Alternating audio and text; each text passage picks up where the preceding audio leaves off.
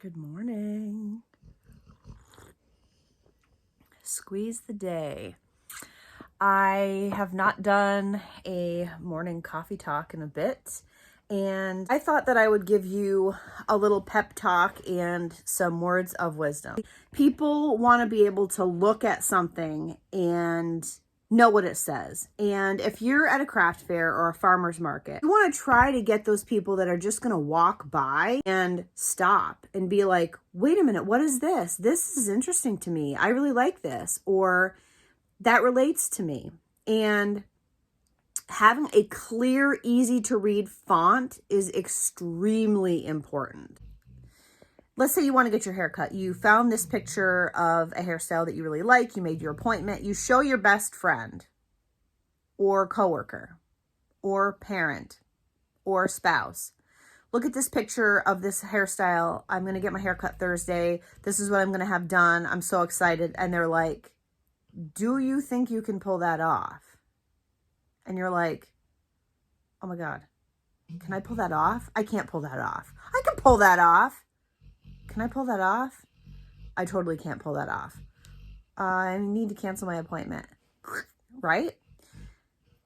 My dog is like running in her dreams right next to me here.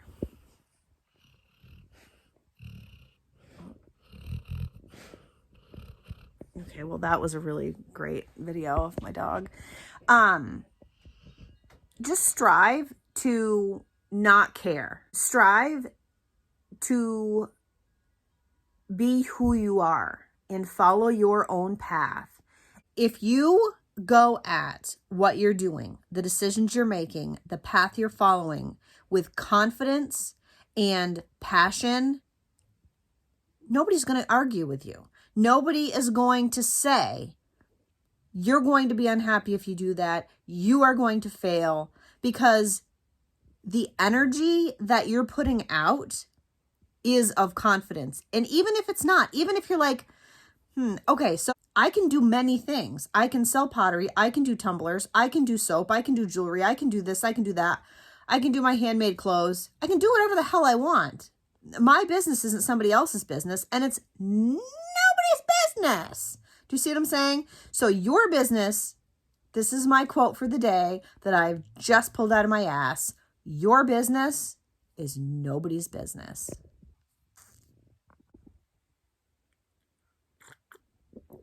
Squeeze a day. That is hot. Welcome back to people who have been here before. Welcome to anybody new. I'm at 98 subscribers. When I hit 100, I'm going to do something. I don't know what, but that's a big milestone for me.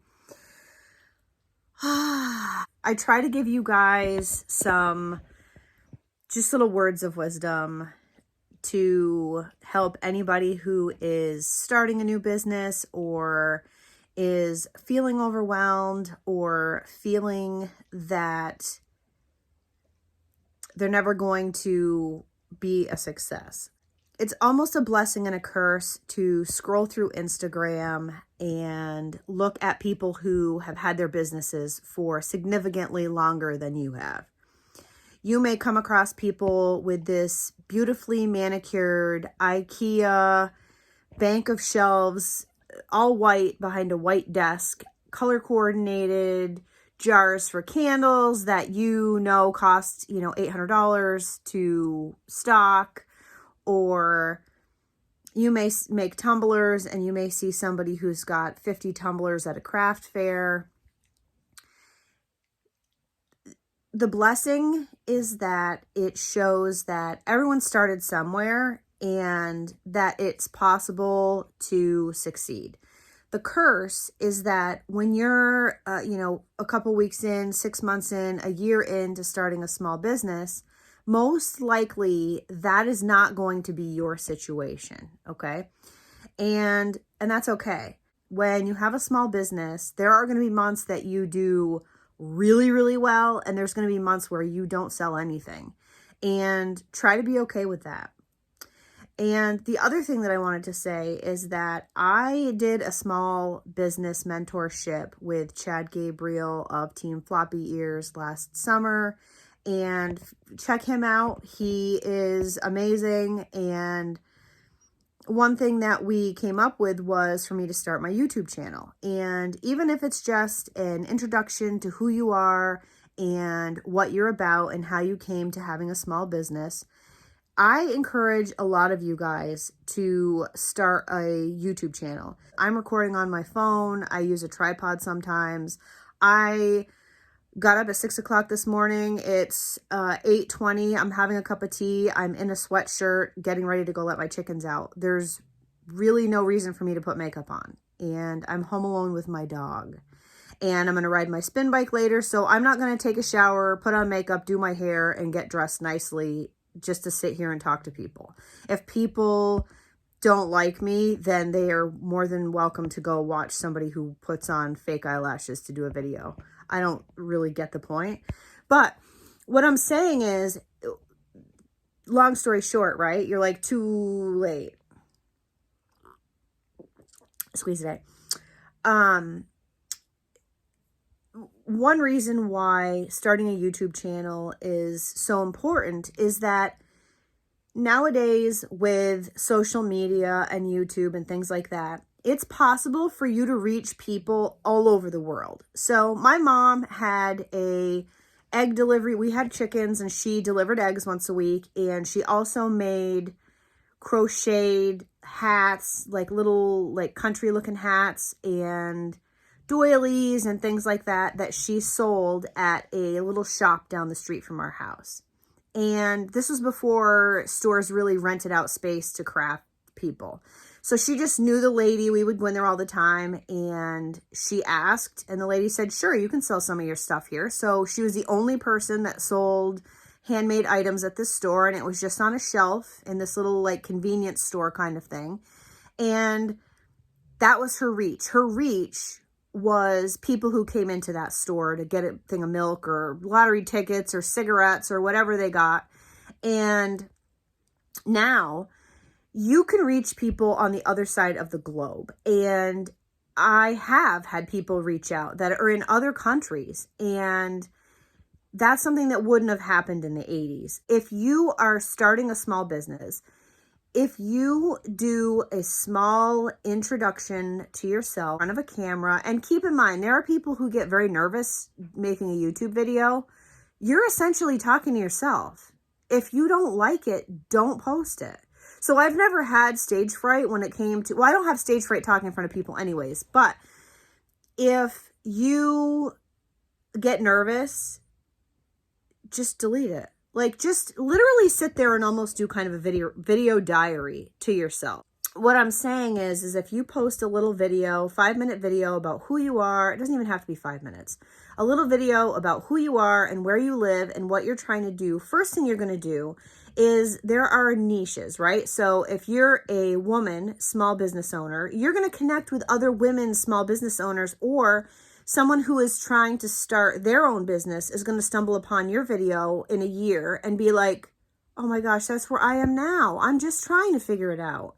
I post my videos to let you guys know that I have no idea what the hell I'm doing. I am honest about that. Are you going to custom things for people or have things ready? So everything that's on my Etsy store right now is stuff that I can ship out tomorrow. Whether it's pottery or clothing or wax melts, whatever. They're in my office, they're organized, they're ready to go. I have had people reach out wanting a custom tumbler that they'll ask a question attached to an Etsy ad or an Etsy product that I have listed. Be flexible like that, but make sure that up front, 2 things. 1, the person understands how long it's going to take for them to get your item, okay?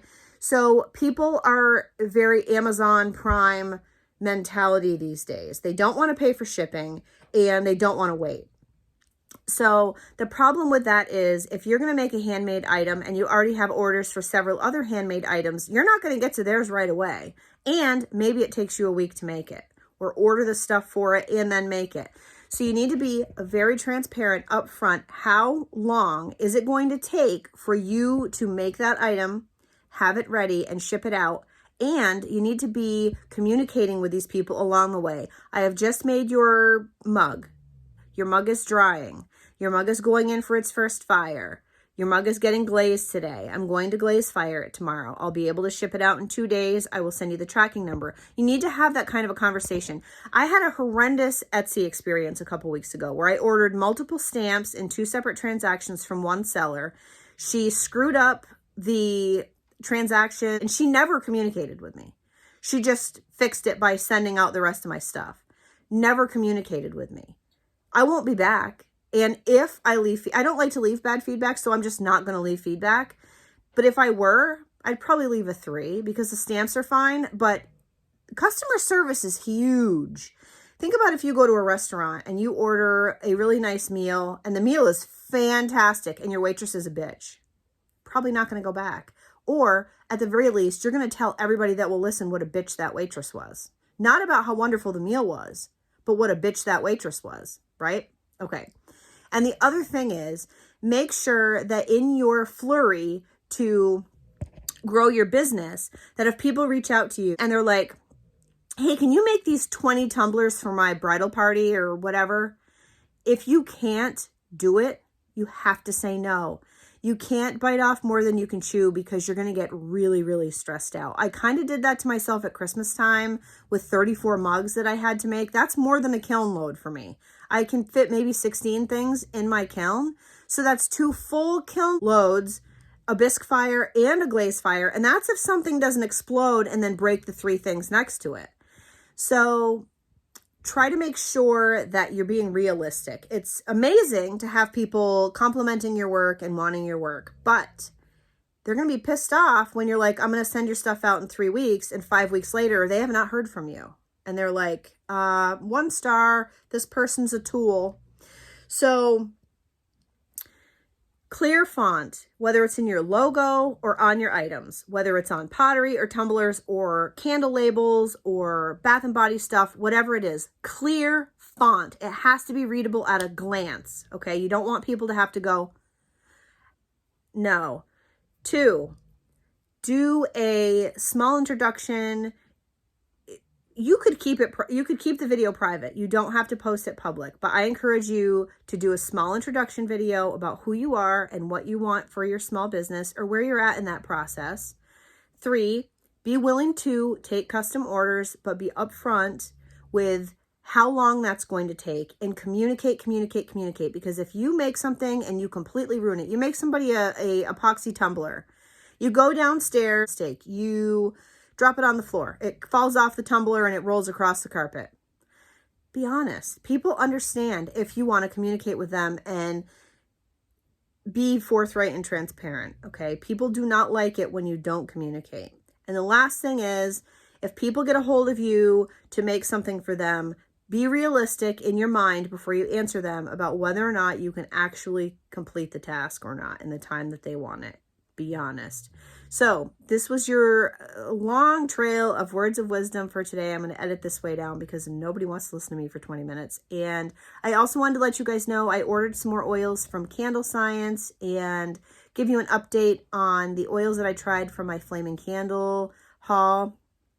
I have tried the Pink Chiffon, which I like. I really like the Endless Weekend. It doesn't have a very good scent throw. And I have tried the Rose Petal Gelato from Candle Science. That is my absolute favorite. Lavender and Driftwood, or Driftwood and Lavender, I really like that. And Santal and Coconut, really like that. So I will be back soon, and I hope you guys are having a great day. Thank you to anyone who is new here, and please think about subscribing. I am trying to build my little channel, and I will talk to you guys soon. Bye.